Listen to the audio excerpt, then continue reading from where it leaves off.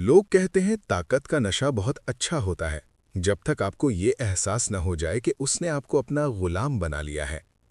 ये कहानी है ईथन क्रॉस की, एक ऐसा नाम जिसे सुनकर कभी लोग अपनी आवाजें धीमी कर लेते और डर कर इधर-उधर देखने लगते थे। लेकिन शुरुआत ऐसी नहीं थी। ईथन शहर के साउथ साइड में पला बढ़ा, जहां पुलिस की गाड़ियों के सायरन लोरियों का काम करते थे और जिंदा रहना वो पहला सबक था जो वहां सीखा जाता था। उसका बाप बहुत पहले ही गायब हो गया था और किसी ने कोई सवाल नहीं किया। उसकी माँ डबल शिफ्ट में काम करती, थकी हारी घर लौटती, आंखों में फिक्र लिए जिसे वो छुपाने की कोशिश करती। ईथन ने जल्द ही सीख लिया, नर्म पड़ोगे तो तोड़ दिए जाओगे।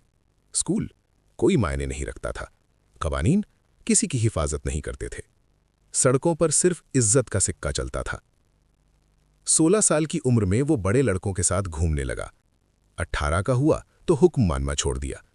21 साल तक पहुंचते पहुंचते लोग उसे ईथन नहीं बल्कि क्रॉस कहने लगे, क्योंकि उसे क्रॉस करने यानी मुखालिफत करने का अंजाम बुरा होता था। पैसा तेजी से आया, खौफ उससे भी ज्यादा तेजी से फैला। देर रातें, काली गाड़ियां, खामोश सौदे। वो पुरएतमादी को किसी कोच की तरह पहनता था, मगर अंदर कहीं कुछ कमी थी। फिर भी वो आगे बढ़ता रहा, यहां तक कि एक रात ने सब कुछ बदल दिया। एक सौदा गलत हो गया, गोलियां चलीं, लाल और नीली बत्तियां ऐसे चमकने लगीं जैसे कयामत का फैसला हो रहा हो। ईथन भागा, दिल जोर से धड़क रहा था। वो एक तंग गली में घुस गया, सांस फूली हुई, हाथ कांप रहे थे। तभी उसकी नजर उस पर पड़ी। एक बच्चा, शायद 10 साल का, दुबला पतला, मैली सी हुडी पहने, एक क्रेट पर बैठा, चुराई हुई रोटी का पेपर बैग ऐसे पकड़े हुए था जैसे वो कोई खजाना हो। उनकी नजरें मिली। वो बच्चा डरा नहीं, वो बस थका हुआ लग रहा था। ईथन सुन्न हो गया। उस बच्चे की निगाह में कुछ ऐसा था जिसने उसके सीने में सुराख कर दिया। फिर सायरन की आवाजें तेज हो गईं।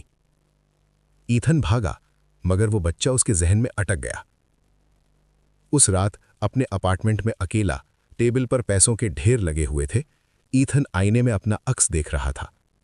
और पहली बार उसे वो शख्स पहचाना नहीं गया जो आईने से वापस उसे घूर रहा था। Part 2 coming soon.